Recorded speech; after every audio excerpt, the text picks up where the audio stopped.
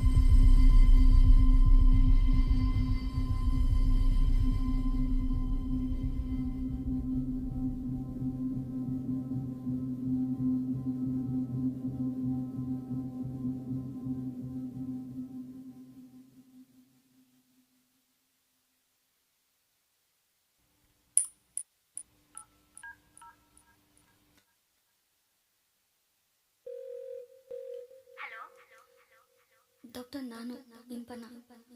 Impana, are you all right? But you have to fight it out. ನಾನು ನಿಂಗೆ ಒಳ್ಳೆ psychiatrist. No doctor, ನನಗೆ ನಿಮ್ಮ ಅಪಾಯಿಂಟ್ಮೆಂಟ್ ಬೇಕು. ನಾನು ಬೆಂಗಳೂರಿಗೆ ಬಂದ ತಕ್ಷಣ ಇನ್ಫಾರ್ಮ್ ಮಾಡ್ತೀನಿ.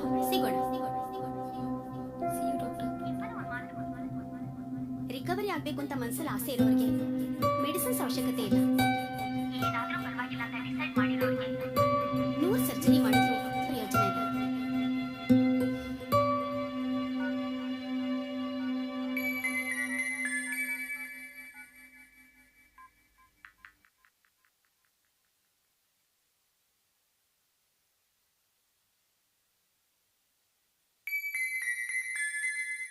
Good morning. Good evening.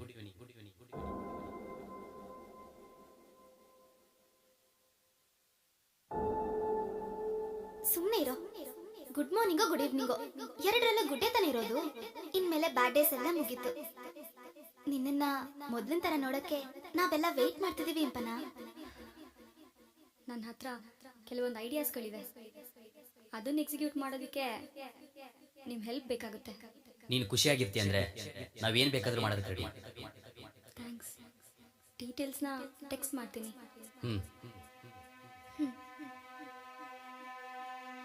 Joseph, ಅವಳು ಏನೇ ಹೆಲ್ಪ್ ಕೇಳಿದ್ರು ನೀವು ಅಂಕಲ್ ಬಿಡಿ, ನಾನು ನೋಡ್ಕೊಂತೀನಿ. Bye uncle.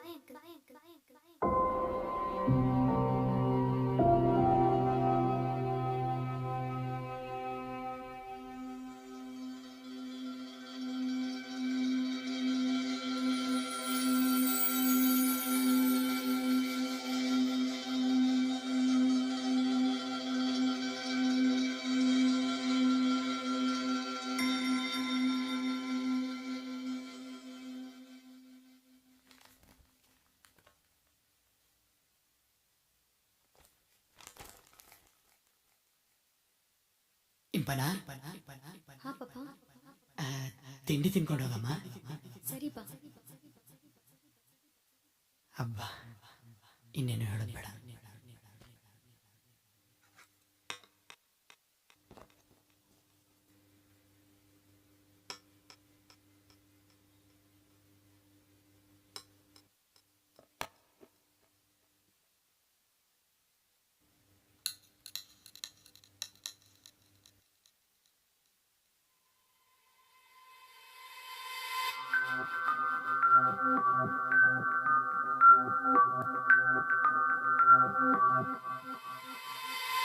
ಒಂದೊಂದೇ ಹೇಳೋ ಲಿಸ್ಟ್. ಹಾ ತಗೊಂಡೆ. ತಗೊಂಡೆ. ಹಾ ನೆಕ್ಸ್ಟ್ ಹೇಳು. ಹಾ ತಿಂದೆ. ಗೌರಿ ಚಿತ್ರಾನ್ನ ಮಾಡಿದ್ಲು. ವಾವ್ ಸೂಪರ್ ಕಣ, ನನ್ನ ಫೇವರೇಟ್ ಟೈಮ್ ಆಗ್ಬಿಟ್ಟಿದ್ದಾರೆ.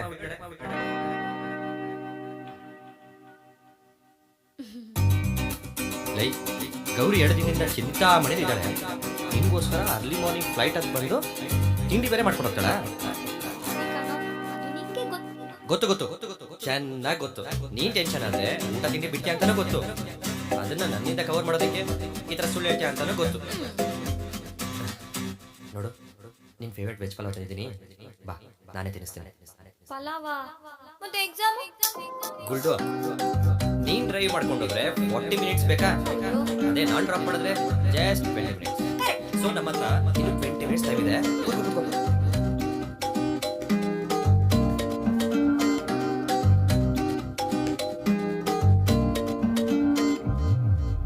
ತಿನ್ಸ್ಲಾ?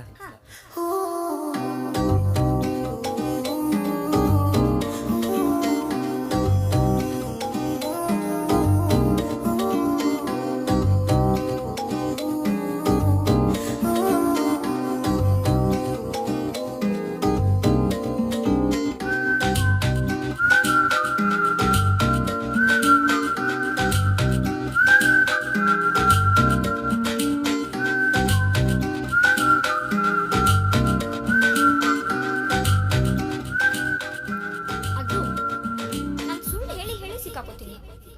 ಆದ್ರೂ ನಿಂಗೆ ಯಾಕೋ ಕೋಪ ಬರಲ್ಲ? ಯಾಕಂದ್ರೆ ಎಲ್ಲ ಕೋಪನ ನಿನ್ಗೆ ಬರುತ್ತಲ್ಲ, ಅದಕ್ಕೆ. ಆಯ್ತು ಅದಿರ್ಲಿ, ನಾನು ಸುಳ್ಳು ಹೇಳೋದು ನಿಂಗೆ ಹೇಗೋ ಗೊತ್ತಾಗತ್ತೆ? ಮತ್ತು ನೀನ್ ಆಡೋ ಪ್ರತಿಯೊಂದು ಮಾತು ನಿನ್ ಮನ್ಸಿಂದ ಬರುತ್ತೆ. ಅದ್ರ ಸ್ವಲ್ಪ ಏರುಪೇರಾದ್ರೂ ನನ್ನ ಮನ್ಸು ಅದನ್ನ ಕಲಿರುತ್ತೆ. ಏನು ಏನು? I love you so much ಕಣೋ.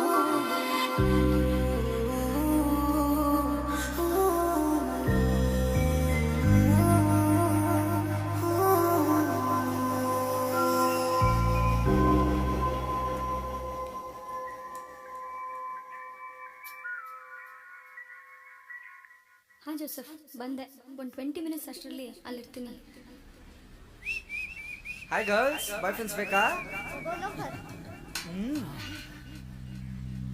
ಮಚ್ಚ, ನಮ್ ಏರಿಯಾದಲ್ಲಿ ಒಂದು ಲವ್ ಬರ್ಡ್ ಲವರ್ನ ಕಳ್ಕೊಂಡು ಒಂಟಿಯಾಗ್ಬಿಟ್ಟಿದೆ ಕಣ. ಹಂಗಂದ್ರೆ ಆದಷ್ಟು ಬೇಗ ಹೊಗೆನೆ ಬಿಡು. ಲೇ, ಈಗ ಟ್ರೆಂಡ್ ಚೇಂಜ್ ಆಗಿದೆ ಕಣ. ಬೇರೆ ಹ್ಯಾಂಡ್ಸಮ್ ಬರ್ಡ್ಗಳು ಬಾಳ್ಕೊಡಕ್ಕಂತ ಕಾಯ್ತಾ ಇರ್ತವೆ, ಕಣ್ಬಿಟ್ಟು ನೋಡ್ಬೇಕಷ್ಟೇ.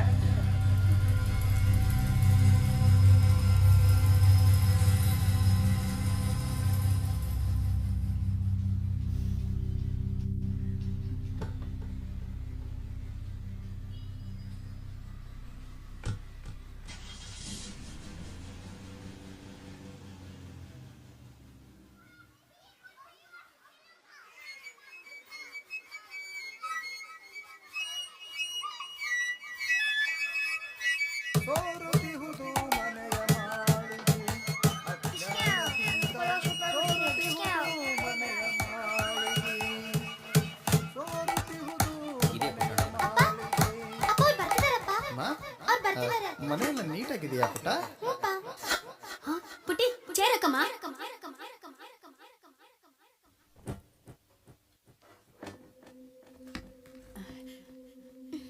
ಬರುವ ಕೂತ್ಕೊಳ್ಳಿ ಸಾಕು.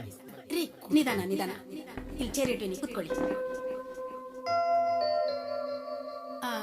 ನೀವು ಬರ್ತೀರಾ ಅಂತ ಮೊದ್ಲೇ ಅಣ್ಣ ಹೇಳಿದ್ರು. ಆದ್ರೆ ಆದ್ರೆ ಯಾಕೆ ಏನು ಅಂತ ವಿಷಯನೇ ಗೊತ್ತಾಗ್ಲಿಲ್ಲ. ಆ, ಹೇಳ್ತೀನಿ, ಭಯ ಪಡೋಂಥದ್ದೇನಿಲ್ಲ. ನೋಡಿ ಪುಟ್ಟಣ್ಣ, ನೀವೊಬ್ರು ಸೂಪರ್ ಸಿಂಗರು. ನೀವೆಲ್ಲೇ ನಿಂತು ಹಾಡಿದ್ರು ಜನ ಕೆಲಸ ಬಿಟ್ಟು ಕೇಳ್ತಾರೆ. ಆದರೆ ಕೇಳೋ ಕಿವಿ ಮುಂದೆ ಬರುತ್ತೆ, ಕೊಡೋ ಕೈ ಮಾತ್ರ ಬರೋದೇ ಇಲ್ಲ. ಧ್ವನಿ ಕೊಟ್ಟವನವನು, ಹಣ ಕೊಡುವವನು ಅವನು. ಚಿಲ್ಲರೆ ಕೊಟ್ರೆ ಗಂಜಿ, ಬಂದ ಸಿಕ್ಕರೆ ಬೆಲ್ಲ. ಯಾಗೋ ಜೀವನ ಸಾಗುತ್ತಲ್ಲ. ಪುಟ್ಟಣ್ಣ ಅವರು ಸಂಗೀತನೇ ಜೀವ ಅಂತ ಬದುಕ್ತಿದ್ದೀರಾ. ಅದೇ ಸಂಗೀತದಿಂದ ಜೀವನನೇ ಬದಲಾಗತ್ತೆ ಅಂತ ನಿಮ್ಗನ್ಸಲ್ವಾ? ಪ್ರತಿಯೊಬ್ಬ ಕಲಾವಿದನು ಕನಸು ಕಾಣ್ತಾನೆ, ಆದ್ರೆ ಅದೆಲ್ಲ ನನ್ಸ ಆಗ್ಬೇಕಲ್ಲ. ಆಗುತ್ತೆ, ಖಂಡಿತ ಆಗುತ್ತೆ.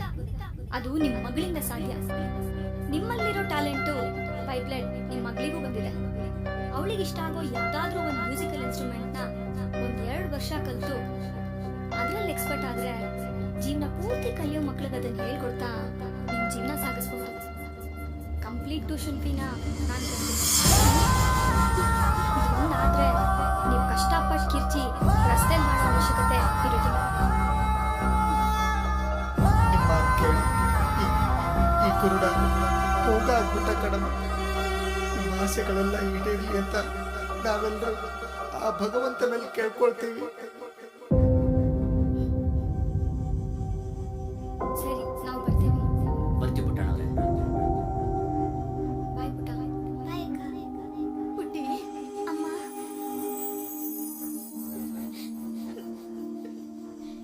ನೆಕ್ಸ್ಟ್ ಲೊಕೇಶನ್ ಎಲ್ಲಿ ಜೋಸೆಫ್? ಇಲ್ಲಿಂದ 20 ನಿಮಿಷ ಅಷ್ಟೇ ಅನ್ಪಣ. ಪ್ರೀತಿ ಲೊಕೇಶನ್ ಅಲ್ಲಿ ವೇಟ್ ಮಾಡ್ತಿದ್ದಾಳೆ. ಕಾರ್ ತುಂಬಾನೇ ದೂರ ಪಾರ್ಕ್ ಮಾಡಿದೀವಲ್ಲ.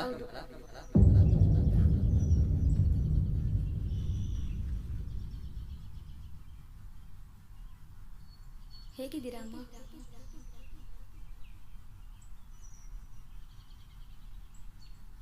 ವಯಸ್ಸಾಗಿರೋ ಜೀವ ಹೇಗಿದ್ರೇನು, ಬಾಳಿ ಬದುಕಬೇಕಾಗಿರೋ ನೀನ್ ಯಾಕೆ ಹೀಗಾಗಿದೀಯ? ನಂಗೇನಾಗಿದೆ ಅಮ್ಮ? ಆರಾಮಾಗಿದ್ದೀನಲ್ವಾ?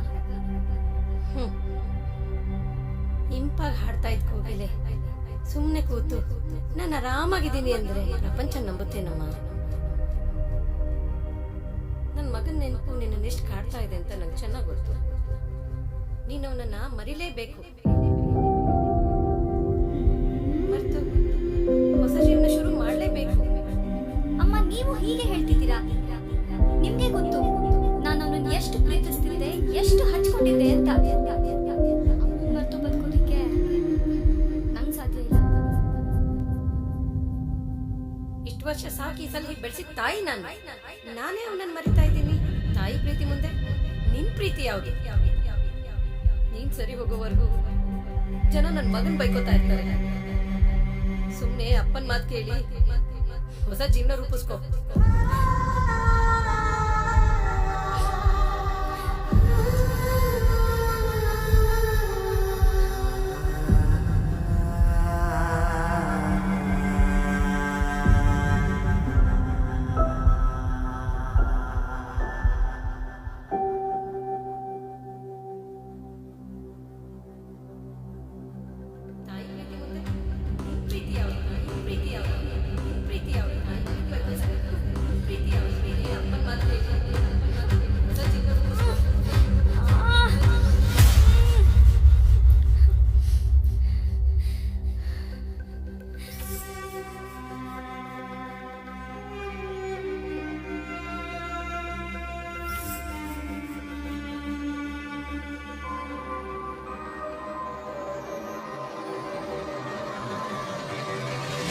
ಲೊಕೇಶನ್ ರೀಚ್ ಅಂತ ತೋರಿಸ್ತಾ ಇದೆ. ಇನ್ನು ಎಲ್ಲಿದ್ಯಾ? ಕಟ್ ಮಾಡ್ಬಿಟ್ಟ. ಕಾಲ್ ಸ್ಕ್ಯಾನ್ ಮಾಡ್ಸೋ ಬದಲು ತಲೆನ ಸ್ಕ್ಯಾನ್ ಮಾಡ್ಸೋ. ತಲೆನಾ? ಯಾಕೆ? ಮತ್ತಿನ್ನೇನಮ್ಮ, ಬರೋನ್ಗೆ ಬರೋಕು ಬಿಡದೆ ಲೈವ್ ಲೊಕೇಶನ್ ಟ್ರ್ಯಾಕಿಂಗ್ ಅಂತ ಇಷ್ಟೊಂದು ತಲೆ ಕೆಡಿಸ್ತಿದ್ಯಲ್ಲ. ಇಷ್ಟಕ್ಕೋ ಇಷ್ಟು ಸಣ್ಣ ಗಾಯಕ್ಕೆ ಅವನು ಅಷ್ಟು ದೂರದಿಂದ ಎಲ್ಲ ಕೆಲಸ ಬಿಟ್ಟು ಬರೋ ಅವಶ್ಯಕತೆ ಇತ್ತ? ನಂಗೆ ನೋವು ಜೀವ ಹೋಗ್ತಾ ಇದೆ, ನಿಂತ್ಕೊಳ್ಳೋಕು ಆಗ್ತಾ ಇಲ್ಲ. ನಿಂಗಿದು ಸಣ್ಣ ಗಾಯನಾ? ಬರೋರ್ಗೆ ಈ ತರ ಟೆನ್ಷನ್ ಯಾಕಮ್ಮ? ಆಯ್ತಮ್ಮ, ನಂದೇ ತಪ್ಪಾಯ್ತ. ಜ್ಯೂಸ್ ಕೊಡಿ.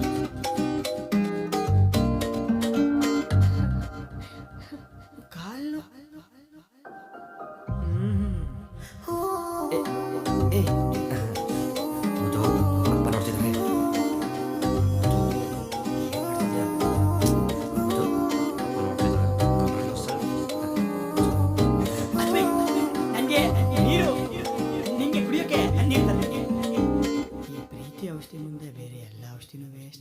ಅಪ್ಪನ ಅಪ್ಪನಿಗೆ ಮುಜುಗರ ಆಗುತ್ತೆ ಪಾಪ ಕೈಯಲ್ಲಿ ಜೂಸಿದ್ರು ನೀರು ತರ್ತೀನಿ ಅಂತ ಹೋದ್ರು. ಹೋಗ್ಲಿ ಬಿಡು, ನೀನ್ ಬಂದಿ ನಾನು ನೋಡಕ್ಕನೆ. ಲೇ, ನಿನ್ನ ಕಾಲು ನೋವುತ್ತಿದೆ ಅಲ್ವಾ? ನಾನು ನೋಡ್ತೀನಿ ಏನಾಗಿದೆ. ಎಲ್ಲ ಸರಿ ಹೋಗ್ಬಿಡು, ನೀನ್ ನೋಡಿದ್ಮೇಲೆ ಯಾವ ನೋವು ಇಲ್ಲ. ಅಯ್ಯೋ ತಿಕ್ಲು, ಮಾಡೋ ಕೆಲಸ ಬಿಟ್ಟು 100 ಕಿಲೋಮೀಟರ್ ಅಂತ ಓಡ್ ಬಂದ್ರೆ ನೋಡಿದ ತಕ್ಷಣ ನೋವಾಯ್ತು ಅಂತೀಯಲ್ಲ, ಈಗ ಹೇಳಿ ನಿನ್ಗೆ. ಹೌದಾ, ಸರಿ ಹೋಗು. ನನ್ಗಿನ್ನ ನಿಂಗೆ ಆ ಕೆಲ್ಸನೇ ಇಂಪಾರ್ಟೆಂಟ್ ಆಗಿದ್ರೆ ಮಾಡ್ಕೊ ಹೋಗು. ಬೇಜಾರು ಮಾಡ್ಕೊಂಬೇಡ ಬಂತು. ನೀನು ಲೈಫ್ ಟೈಮ್ ಜಾಬ್ ಈ ಆರ್ಟ್ಗೆ, ಅದು ಪಾರ್ಟ್ ಟೈಮ್ ಜಾಬ್. ಓಕೆ, ಅದೆಲ್ಲ ಬಿಟ್ಟಾಕು. ಏ ಹೋಗೋ, ಸಡನ್ ಆಗಿ ಕಾಲ್ ಮಾಡ್ಬಿಟ್ಟು ಆ ಕೆಲ್ಸ ಈ ಕೆಲ್ಸ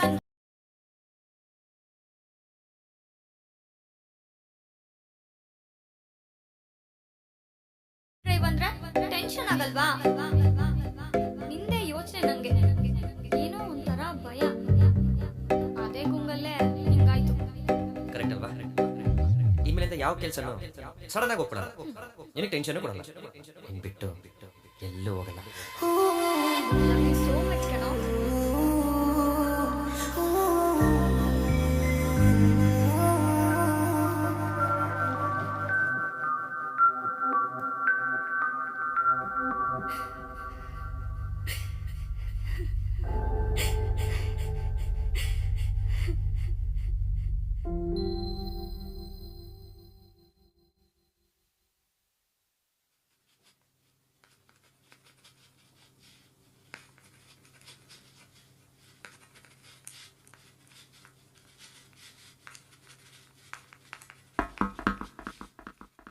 ಓ ಅಣ್ಣ ಬಂದೇ ಬಿಟ್ರು. ಬನ್ನಿ ಅಣ್ಣ. ಹೇ ರವಿ, ತೊಂದರೆ ತಗೋಬೇಡ, ನಾವೇ ಬಂದ್ವಿ. ಯಾವ ತೊಂದ್ರೆ ಅಣ್ಣ? ನಮಸ್ತೆ, ಕೂತ್ಕೊಳ್ಳಿ.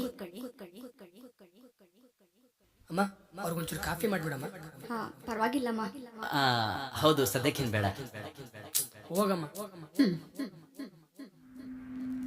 ಏನ್ ರವಿ, ಜನಗಳ ಚಿತ್ರ ಮಾತ್ರ ಬಿಡಿಸ್ತೀಯ ಅನ್ಕೊಂಡಿದ್ದೆ. ಈ ಸ್ಕೆಚ್ ಕೂಡ ಸೂಪರ್ ಆಗಿದೆ. ಹ್ಞೂ ಅಣ್ಣ. ಪ್ರತಿಯೊಂದು ಮುಖದಲ್ಲೂ 10 ಮುಖವಾಡಗಳಿರುತ್ತೆ. ಅದನ್ನ ಬಿಡಿಸಿದ್ರೆ ಹಣ, ಇದನ್ನ ಬಿಡಿಸಿದ್ರೆ ಗುಡ್. ಪ್ರತಿಯೊಂದನ್ನು ಬ್ಯೂಟಿಫುಲ್ ಆಗಿ ಬರೆಯೋ ನೀನು ನಿನ್ ಲೈಫ್ನ ಅದೇ ತರ ಮಾಡ್ಕೋಬೇಕು ಅಂತ ಅನ್ಸ್ಲಿಲ್ವಾ? ಅನ್ಸಿದ್ರು ಏನ್ ಪ್ರಯೋಜನ ಅಣ್ಣ? ದೇವರು ನನ್ನ ಕಾಲ್ ಕಿತ್ಕೊಂಡು ಕಷ್ಟ ಕೊಟ್ಟ, ಹಾಗೆ ಕಲೆನ ಕೊಟ್ಟು ತಿನ್ನೋ ಕನ್ನ ಕೊಟ್ಟ. ನಾನು ಎಲ್ರೂ ತರ ಇದ್ದಿದ್ರೆ ಚೆನ್ನಾಗಿ ದುಡ್ದು ನಮ್ಮ ಅಮ್ಮನ್ನ ಖುಷಿಯಾಗಿ ನೋಡ್ಕೊತ. ನೀನ್ ಮನ್ಸ್ ಮಾಡಿದ್ರೆ ಈಗ್ಲೂ ಅದು ಸಾಧ್ಯ. ಹೌದಾ? ಹೇಗೆ? ನಿಂಗಿರೋ ಟ್ಯಾಲೆಂಟ್ಗೆ ಸರ್ಟಿಫಿಕೇಟ್ ಅನ್ನೋ ಒಂದು ಪೇಪರ್ ಸಿಕ್ಕಿದ್ರೆ ನೀನ್ ಬರ್ದಿರೋ ಎಲ್ಲಾ ಪೇಪರ್ಗೂ ಲಕ್ಷಾಂತರ ರೂಪಾಯಿ ಬೆಲೆ ಸಿಗುತ್ತೆ. Graphic designer, interior designer, fashion designer, architect ಅಂತ 100 ಕೆಲಸಗಳಿವೆ. ನೀನು ಲಕ್ಷಾಂತರ ದುಡಿಬಹುದು. ನಿನ್ನಂತ ಎಲ್ಲಾ ಟ್ಯಾಲೆಂಟ್ಸ್ಗೆ ಸ್ಫೂರ್ತಿ ಕೂಡ ಆಗ್ಬಹುದು. ನಿಂಗೆ ಎಜುಕೇಶನ್ ಕೊಡ್ಸೋ ಜವಾಬ್ದಾರಿ ನಂದು. ಏನಂತೀಯ?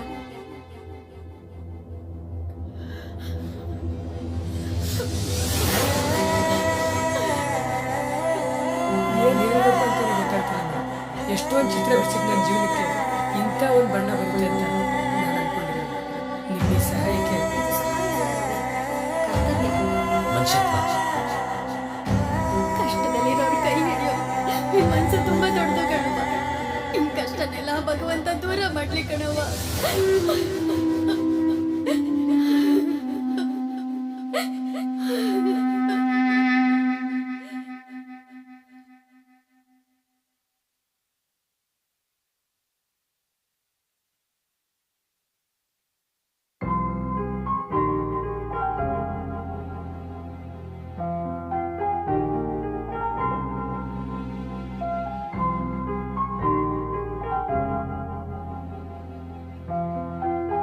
ಸಾರಿ ವೇಟ್ ಮಾಡಿಸ್ಬಿಟ್ಟೆ.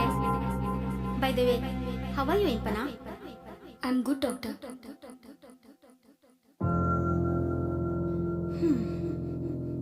ನಿನ್ನೆ ಒಬ್ರು ಪೇಷಂಟ್ ಬಂದಿದ್ರು. ನಂಗೆ ಬಹಳ ಪರಿಚಯ. ಕೆಲ್ಸ ಹೂ ಹಾಕಂದೆ, ಅಚ್ಚಿ ಹೂ ಅಂದ್ರು. ಮತ್ತೆ ಬಂದ್ ವಿಷಯ ಅಂದೆ. ತಲೆಯಿಂದ ಕಾಲ್ವರೆಗೂ ಪ್ರಾಬ್ಲಮ್ಸ್ ಹೇಳಿದ್ರು. ನಿನ್ ನೋಡಿದ್ರು ಹಾಗೆ ಅನ್ನಿಸ್ತಿದೆ. ನಿಮ್ ಡ್ಯಾಡಿ ಆಸ್ಪತ್ರೆಗೆ ಬರ್ತಾನೆ ಇಲ್ಲ. ಅವ್ರಿಗೆ ಬರೀ ನಿಂದೇ ಯೋಚನೆ. ನೀನ್ ನೋಡಿದ್ರೆ ಇನ್ನು ಅದ್ವಿಕ್ ಯೋಚನೆಯಲ್ಲೇ ಇದ್ಯಾ? ಇದು ಮರೆಯಕ್ಕಾಗ್ದೇ ಇರೋ ನೋವು ಅಂತ ನೀನ್ ಹೇಳ್ಬೋದು, ಆದ್ರೆ ಮರ್ತು ಬದುಕಿರೋರಿದ್ದಾರೆ. ಮನ್ಸ್ ಮಾಡ್ಬೇಕಷ್ಟೇ. ಮನ್ಸ್ ಮಾಡಿದ್ದೀನಿ ಡಾಕ್ಟರ್. ಮಾಡಿದ್ರಿ ಇಷ್ಟೊತ್ತಿಗೆ ಸೈಕ್ಯಾಟ್ರಿಸ್ಟ್ ಹತ್ರ ಹೋಗಿರ್ತಿದ್ದೆ. ನನ್ನ ಹತ್ರ ಯಾಕೆ ಬರ್ತಿದ್ದೆ? ಯಾಕಂದ್ರೆ ನಾನೀಗ ಪ್ರೆಗ್ನೆಂಟ್. 2 months ಆಗಿದೆ. ಸ್ಕ್ಯಾನ್ ಮಾಡಿಸ್ಬೇಕು.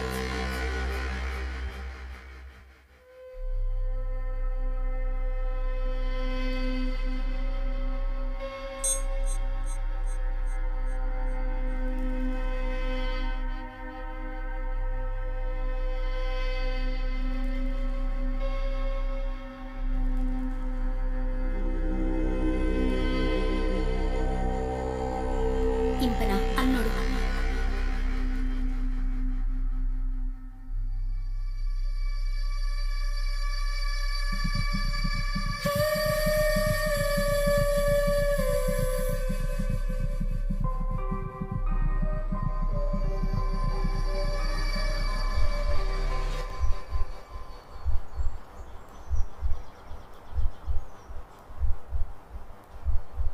ಇದೇನೋ ನಿನ್ ಹಾರ್ಟ್ ಒಳ್ಳೆ ಮಕ್ಕಳು ಹಾಡ್ತಾರ ಫಾಸ್ಟ್ ಆಗಿ ಓಡ್ತಿದೆ. ಮೊದಲು ನಾರ್ಮಲ್ ಆಗೇ ಇತ್ತು, ಯಾವಾಗ ನಿನ್ನಿಂದ ಬಿದ್ನೋ ಸ್ಪೀಡ್ ಆಗೋದು. ಅದು ಸರಿ, ಮಗು ಅಂತಿದೆಯಲ್ಲ, ನಿನಗೆ ಹೆಣ್ಮಗು ಇಷ್ಟನಾ ಗಂಡು ಮಗು ಇಷ್ಟನಾ? ಹೆಣ್ಮಕ್ಳಿಗೆ ಇದೇ ಮಗು ಅದೇ ಮಗು ಅಂತ ಆಸೆ ಇರಲ್ಲ ಕಣ. ತಾಯಿ ಆಗ್ಬೇಕು, ತಾಯಿತನನ ಅನುಭವಿಸ್ಬೇಕು ಅನ್ನೋದಷ್ಟೇ ಅವ್ರ ಮನಸ್ಸಲ್ಲಿರುತ್ತೆ. ಬಟ್ ನಂಗಂತೂ 3 ಮಗು ಬೇಕಪ್ಪ. ಆರ್ತಿಗೊಂದು, ಕೀರ್ತಿಗೊಂದು, ಸ್ಫೂರ್ತಿಗೊಂದು. ಇಲ್ಲಿ ನೋಡಿಲ್ಲೇ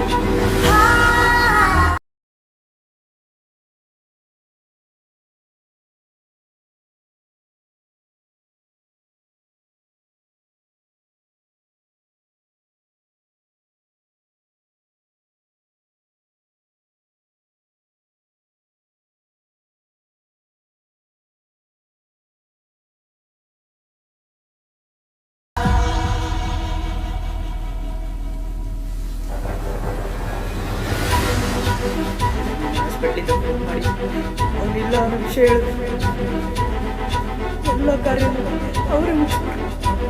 ಕೊನೆಗೂ ಮುಖ ಕೂಡ ಯಾರು ನೋಡೋಕ್ಕಾಗಿಲ್ಲ.